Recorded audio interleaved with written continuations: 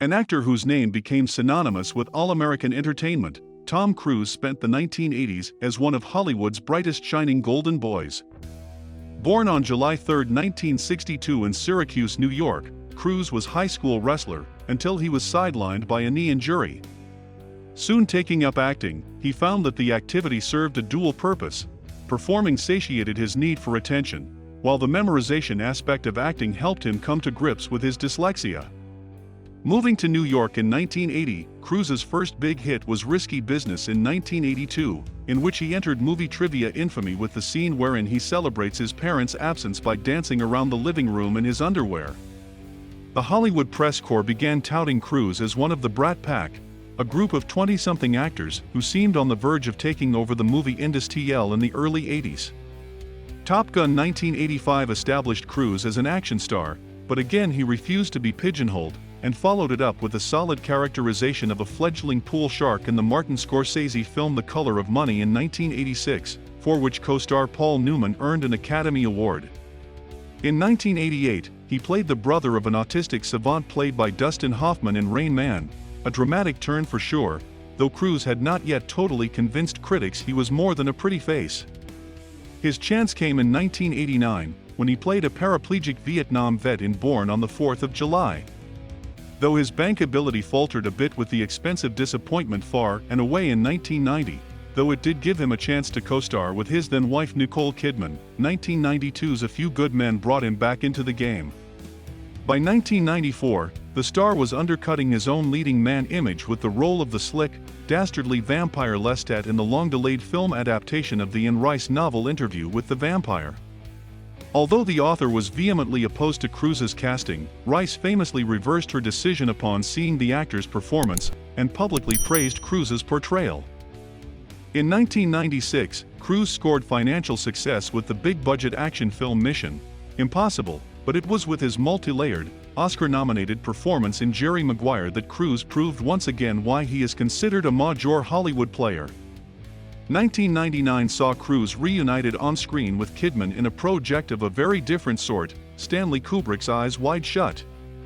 The film, which was the director's last, had been the subject of controversy, rumor, and speculation since it began filming. It opened to curious critics and audiences alike across the nation, and was met with a violently mixed response. However, it allowed Cruise to once again take part in film history, further solidifying his position as one of Hollywood's most well-placed movers and shakers.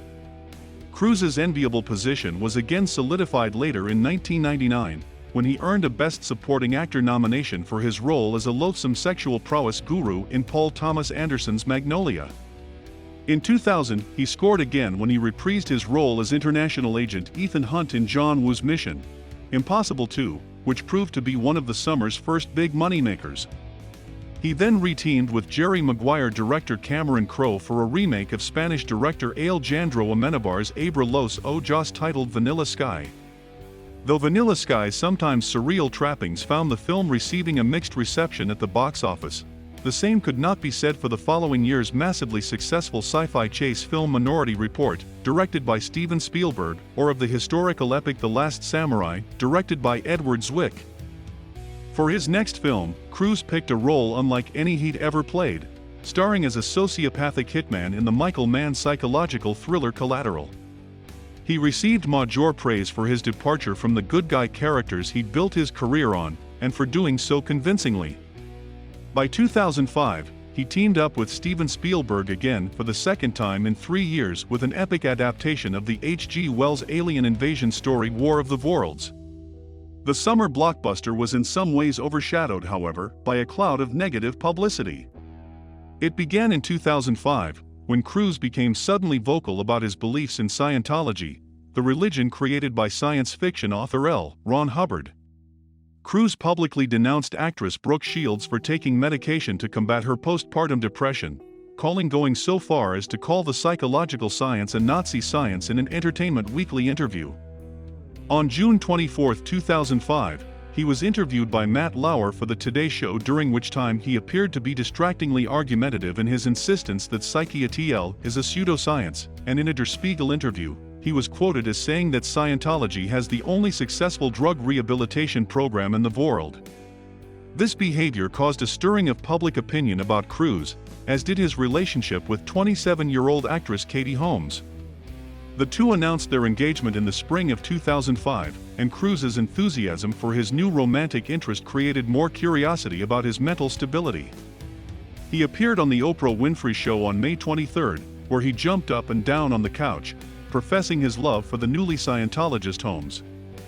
The actor's newly outspoken attitude about Scientology linked to the buzz surrounding his new relationship, and the media was flooded with rumors that Holmes had been brainwashed.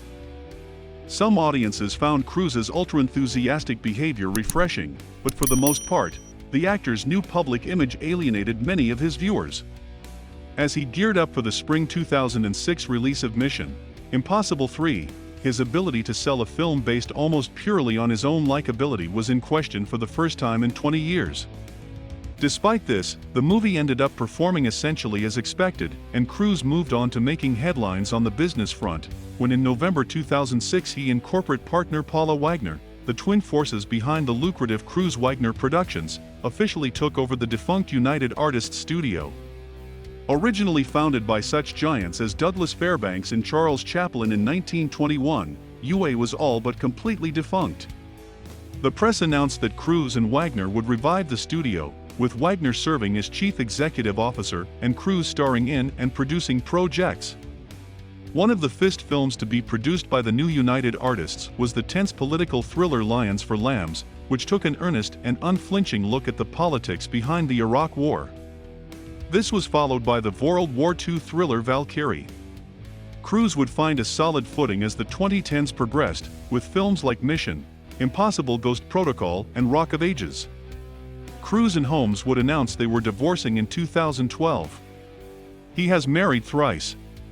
He was first married to Mimi Rogers from 1987 to 1990. He then married his co-star actress Nicole Kidman in 1990. The couple together adopted 2 children, including a son named Connor Cruise and a daughter named Isabella Jane Cruise. The couple divorced after 11 years of their marriage in 2001. After which, he was in a relationship with actress Nazanin Boniati and Penelope Cruz. In 2006, he married actress Katie Holmes and together has a daughter named Suri Cruz. The couple got divorced in 2012.